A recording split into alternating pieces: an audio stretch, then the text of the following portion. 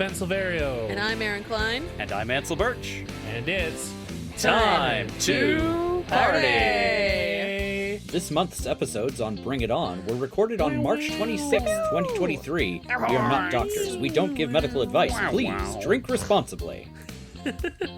I'm not very good at the air theremin anymore. I'm out of practice. Yeah, it's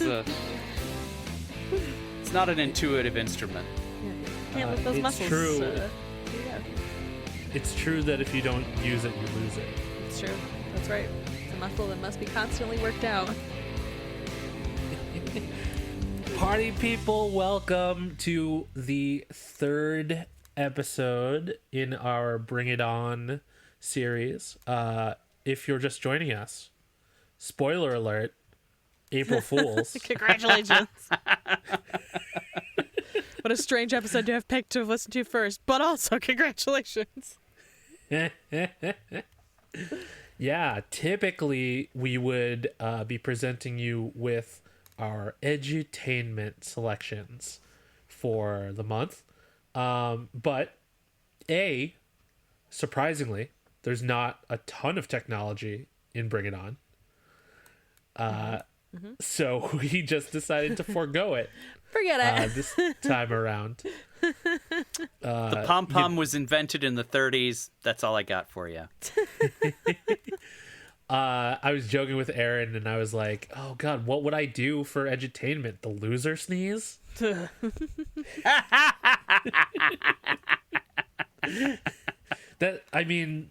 Isn't that from the 1900s? And it kind of is, because, It is. This is from the year 2000. Oh my god. That section of the movie made me feel super old. Yeah, bro. There were definitely some parts that I was like, I'm ancient. I'm an ancient person. Instead of edutainment this time around, since we have all three of us, the OG three, if you will. Yeah. I wanted to take a look back on this time to party journey that we've been on. It's been 3 years since we came up with this whole mess. And we've been having a great time ever since. Yeah. A few things have changed, clearly. Yeah, some things are different now. Yeah. I mean, let's start there. Erin, you've gone through a lot of changes since we started this podcast. That's true. That's absolutely right. I mean, I guess one of the big ones before your biggest one. We're still alive after a global pandemic has started. Dude, for real. Remember when we first started recording this and we're like making jokes about, by the time you hear this, the pandemic's probably over. Like, my God. Sweet summer children. Oh my god, we had no idea. We had no idea what was ahead of us. When we originally came up with the idea for this podcast in the very first 2 tester episodes that we did, we tried to do it in person, and that was the original plan, was to watch the movies together and to do as much of it as we could in person. And then the pandemic happened. It was like, well, this is an internet podcast. And then we tried to record outside. Oh my god. Yep. Nightmare. Absolute nightmare. Oh my god. The worst. The unholy things I had to do to that audio. Oh my god. Just insane. Thanks a lot, Jefferson Park. Right? You just don't realize how many airplanes go over your house when they become white noise. It's just white noise. You don't think about it. And then when you're trying to record outside and you can see the underbelly of the plane passing over you, it's like, oh yeah, this is really loud. It was like when you're a kid and you're playing games in the street and you have to, but wait, car, and everybody has to get out of the street. It was like that, but for airplanes. And man, it's a nightmare. But I mean, what wasn't a nightmare was some of the other cool stuff that happened to Erin since we started this. That's true. The reason that I left the show was because I was pregnant at the time, and I have since had that kid, and my kid is now a little over a year old. It's pretty awesome. He does not like time travel movies yet.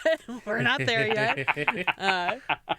But he's like a weird old man baby because he loves Gene Kelly, first and foremost, and Frank Sinatra, and also Paul Simon and James Taylor, and is just the oldest little man baby of all time, which is very exciting. He doesn't like cartoons, not interested in them at all. Wants to watch Gene Kelly and Fred Astaire dance Babbitt and the Bromide 8 times a day. And that's actually not true. His favorite video is Frank Sinatra reunites with Gene Kelly 1973, which is a clip from a show that Frank Sinatra did where they reunite and sing We're Too Old to Do That Anymore, basically. And it's incredible. I highly recommend watching it. But my son, straight up, if he's having a meltdown, that's what we put on, is this weird Frank Sinatra Gene Kelly reunion. So that's where my life is What at. a classy baby. He's a very classy baby. I was very jealous of the day that you guys were just having a Dick Van Dyke day. Oh my god, yeah, that's the funny thing is, like, he liked Mary Poppins, but totally lost interest in all the animated stuff. Like, does not give a single shit about it. He loved Fantasia. We watched it a lot over the summer, but he liked the Real People Orchestra and loved Deems Taylor. Not interested in the animation at all because he's a weird old man baby. Yeah, so that's my life. That's what I've been doing. Teaching this old man to walk, basically. You sure they didn't give you a Benjamin Button at the hospital? Or? Bro, I guess. I don't know. That's what it feels like. Yeah, he's pretty funny. He's got a lot of personality. Not surprising, I guess, knowing who both of his parents are. I'm glad that he does kind of like the plushy time machine that I got him from Back to the Future. We put all of his automobile type toys by his bed, and he reached in and yanked that out and was like, well, I'll be playing with this now. I was like, oh shit, okay sure, whatever. So we'll get there eventually. I love it. Ansel, did you think that Time to Party would end up where it is now, back when we had our first meetings with you about this? I want to be generous and say, yeah, I think I did. I don't know. I guess the beauty and the compromise of that question is that, I mean, Time to Party has remained really steady over the past few years, with the exception of changing up the hosting. You know, we haven't done a whole lot to shift the format. We haven't done a whole lot to change the genre of the thing. You know, we're still holding the course in a lot of ways, which has been nice. It's nice that we kind of nailed it at the outset, you know. When we had that first meeting and we talked about what we wanted the show to be and what we wanted each segment to look like, that hasn't needed to be revised heavily. You know, the biggest change we made for season 3 was reading different recaps instead of all IMDb all the time. That's true. That is the biggest change. It's a pretty minor shift. That's funny. Yeah, that is nice that it feels like we really nailed the format right away. Like, we really hammered that out in the beginning, and it's an easy format that you guys have been able to stick with in the 2 years since I've left the show. Like, I love that it's been able to endure like that. I'm glad that the three of us came up with this idea, and it's still running strong. I like that a lot. Yeah. It's especially interesting now that we are, you know, sort of cycling through guest hosts, to see how the different guests interpret the prompt that they're given, you know, like what do they do when they're asked to look up something for edutainment? And so we've gotten some really wildly different, you know, levels of research. We've gotten wildly different levels of weirdness, you know, and all of that has been really, really fabulous. And I hope that the folks at home are enjoying that as well. The sort of journey through different interpretations of what edutainment means and what makes a good drinking rule. And, you know, I will say, I think, Erin, you may have been the best drinking rule creator that we're ever going to get. Hard to top those. Wheels on the ground. I'm telling you, that old chestnut. But yeah, it's been really gratifying to go on that journey. Erin, do you have a favorite edutainment that has happened? Oh man, I don't know. I mean, I have a soft spot in my heart for all the edutainment ones because that was the one that I really insisted on. It's like, we've really got to do the edutainment. I think it's a really good idea. Actually, the one that really stands out to me was one that I did. I fucking loved doing research into water beds, which we did for That was a good one. And I think about it all the time. Like, when we were in Palm Springs, I saw a place that sold water beds, and that was like all I could think about was like, man, they started manufacturing those in 1980, and it really took a plateau and then a steep dive after that. It was like, why do I know this? I was watching Licorice Pizza, and there's a big section of it about waterbeds, and I couldn't help but think of all of your facts. It was just like surprisingly interesting information also. That was part of what appealed to me about the idea of an edutainment section, is that you can take almost anything and make it interesting, and like everything has a little bit of interesting background. And if you're not trying to like teach a graduate level course on like Walkman players or whatever, like there's a lot of interesting information that can fit into like a 20-minute episode. So but that's the one that I think of the most. I think of that one a lot. Surprisingly, encountering 0 waterbeds in my normal day-to-day life. I think of it similar to Wikipedia diving. Do you guys remember when there was like and maybe it's still there and I just haven't seen it in a while, but the like show me a random article button on Wikipedia? Yeah. It feels very much like that. We're like, okay, yeah, I mean, I didn't know what I was getting into, but it's interesting that pom-poms were invented in the 1930s, or Lucky Rabbit's feet were, whenever those were brought in. Yeah, there's just so much information about like weird shit you wouldn't think to look up. So I feel like comparing it to a wiki dive is a really good comparison, because that is it's like, let me just read this whole page about how this thing got made. And there's something really youthful about that. Like when you were a kid, you would find out a new fun fact and share it with everyone you possibly could. And like this is like our version of that now. It's like, hey, you want to hear That's a a cool really hat? good way to put it. Yeah, like I've got some great facts you want to hear about. Like I remember when my nieces and nephews were like super young, and they'd be like, "Oh my god, Uncle Ben, did you watch this thing? And this guy did this thing, and then oh my god!" And that's like what we do now for fun with each other. Yeah. It does make me wonder if any of our listeners ever are watching one of these movies with their friends after the fact and are brought to mind any of the edutainment topics that we've brought up in the past. You know how like when you're watching Lord of the Rings, you have to go, oh, he broke his toe when he kicked that helmet. I wonder if there's like a level of trivia that's now tied to this movie for any of our listeners. Interesting. I hope so. Yeah. Same. I feel like even not doing the podcast regularly anymore, I feel like I still look for that stuff when I'm watching things. Like I mentioned in the last episode, the second one, about watching Lost and seeing all the flip phones and like the weird technology. Like I still totally think of that. Like, I wonder if I was to do an edutainment dive on this, what I would find out about this weird piece of technology. So I like it still. I think it's still a really good part of this podcast. I'm really glad you guys continued to do it. Do you find yourself indulging that urge? Sometimes I do. There are definitely times where I'm like, I will do this for 8 hours, and I do not have the time for this. But there are definitely times where I'll see something and be like, I wonder how the blue mats at cheerleading competitions started to be invented. Like, I feel like it makes me ask questions about pieces of technology that I didn't before we did Time to Party.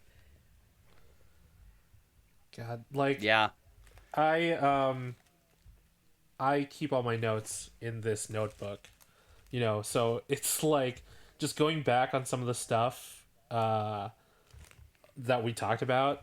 Like, are your notebook notes in that notebook? my notebook notes? Oh, gosh. Yeah, when you did composition books. Oh my god, yes, you're right. I did cover notebooks. I literally was like, the notebook? That's not a time travel movie. I was really confused for a second.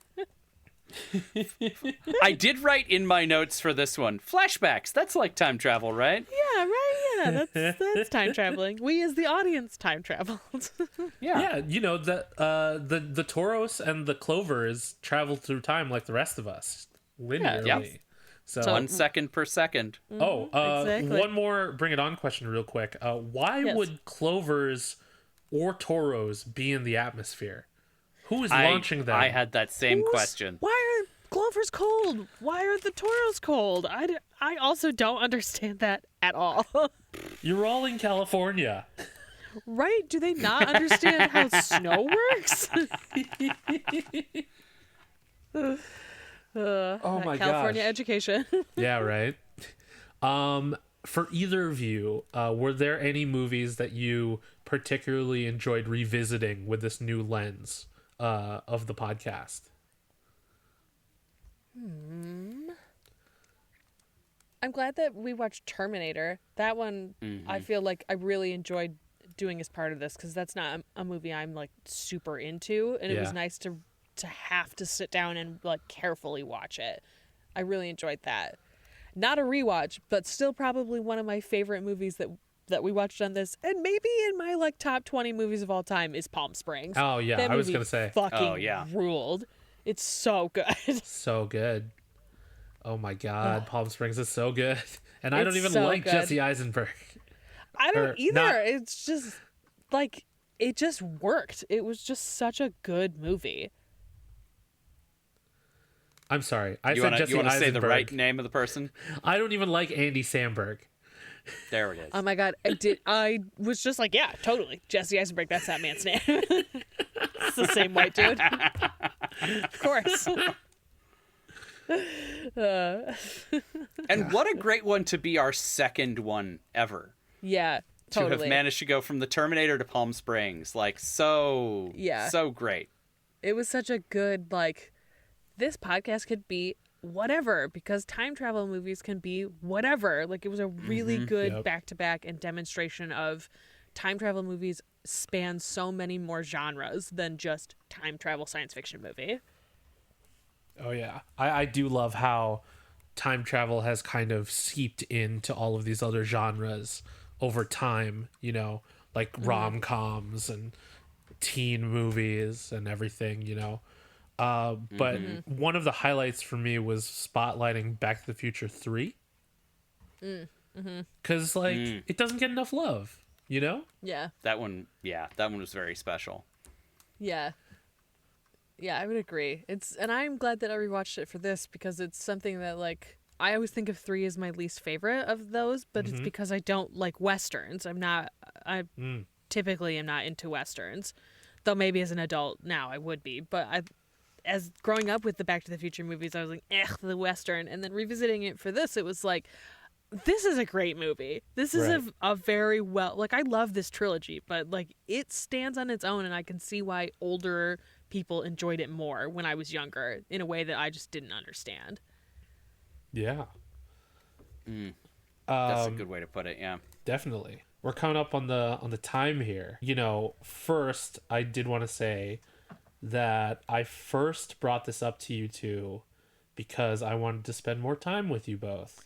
Because, you know, Yeah. we were all friends, but we weren't really like actively hanging out at the time. Right, yeah. And it was just like, what can I do to spend more time with these people that I enjoy? And I'm glad that something so fun was born out of it. Yeah. Yeah. I agree. Well, and I appreciate that now it's become more of a broad, like, I'm sad that we don't get to spend time with Erin as often as we did. And you know, when the time comes for us to be more social together, I am very excited for it. But the fact that now we're like every other month or so, we've got a chance to talk to Helena again, or get Stella back in here, and that's been rewarding in a similar way to still have that outlet for our larger friend circle. And Yeah, even new finding a- friends, you know, like I didn't know your friend Ben before this. Oh yeah, you yeah. know, so it's letting us expand our friend group also. Yeah. Well, and now that you're going across the country, we'll be able to do even more expansion. It's true. Because we're going to have to do all of them digitally, so Yeah. we can, get more folks from Philly and New York and heck, LA. Yeah, that is the future, right? Because now with my lease ending here in Chicago at the end of May, I'm out of here. I'm peacing out. Yeah. I will miss you, but I'm very excited for you. I'm so sad, but also very excited because, like, when I moved to Chicago, I thought it was going to be just like a stepping stone in my career to like fill up my resume before going to California again. And now I've been here since 2017 unintentionally. Man. And like, sure, I've had some terrible experiences with like, some personal stuff, the pandemic, the polar vortex. But like, I've met some really awesome people here, like you guys. So, Yay. I'm gonna miss people, especially y'all. Friendship. I love friendship. Word has it, it's magic. Yeah. The real time travel was the friends we made along the way. It's true. That's exactly what it is. So, I mean, last question, since we end most of our podcasts with it. Ansel, Erin, has Time to Party been worth your time? Yeah, definitely. It's like Hazel said, I'm sad I don't get to spend as much time with you guys anymore, but like I do look back on that season, that first one, fondly. I'm glad that we did it, and I'm glad that we like put a lot of time and effort into figuring out how to make this format work. And like I'm very gratified that you guys have done this for 2 more seasons after I left. Like I love that. I think it's fantastic. Well, and I hope we are able to get you back on more often in the future. Yes. Or the past? Or the past. Ooh. Yeah. Clever. Ooh, clever. Full circle. Bringing it back around. We're so good at that. We're so good at podcasting. We're so good at podcasting. God damn it. All right. For me, it has absolutely been worth the time. It's been a delightful experience to do a conversation-based podcast as a producer. For those of you who aren't familiar with the rest of my oeuvre, I've done a lot of narrative-based podcasts in the past, but this was my first like real extended conversational podcast. And so it's been really nice to get experience in that style, as well as just getting to spend time with the two of you. It's been wonderful traveling through time with you at a rate of 1 second per second. Yes. That was really sweet. Oh, God, guys, I'm gonna be here for like another couple months, so we can't get all of this out too early. No. That's right. We got to eat lumpia together. It's true. Oh, dude, I'm fucking excited about that. You're goddamn right. Oh, Goddamn so right. ready. But for all you right, party people who don't get to have lumpia with us, and we're sorry, maybe one day. But you can find us on the internet. I'm at Silverio20 on Instagram, Twitter, and Hive. And I'm at NYD Urgency on Instagram. I am at Indecisionist on Twitter and at The Indecisionist on Instagram. Special thanks to April Moralba for our podcast art and to Marlon Longit of Marlon and the Shakes for our amazing theme song. This has been an Indecisionist production. Transcripts and show notes are available at indecisionist.com/time2party. You can join in the conversation by using the hashtag time2party. That's time the number 2 party. Or time the number 2 party. Thanks to Warwick. All spelled out. All spelled out. One very long word. Very long hashtag. Very long hashtag. And we're gonna keep going, kids. Yay. Maybe till the wheels fall off, but who knows where life will take us. Hey, there's a lot more time travel movies and even more movies we can do April Fool's episodes on. Yeah, true. Totally. The next Yes. one, The Notebook. Oh God. There we go. Oh my God. Depressing. So depressing. But better than Time Traveler's Wife, maybe? Dude, that's, you know what? I look back pretty fondly on that edutainment section too, because I was just baffled to learn that it was like our highest rated episode for a long time. So crazy. I still don't understand. Whatever. Yeah. I'm happy about it. Time traveling fetus, who doesn't want to learn about? Who doesn't want to know? Party people, you're a crazy bunch, and we love it. So please, until next time, be excellent to each other. Party on, dudes.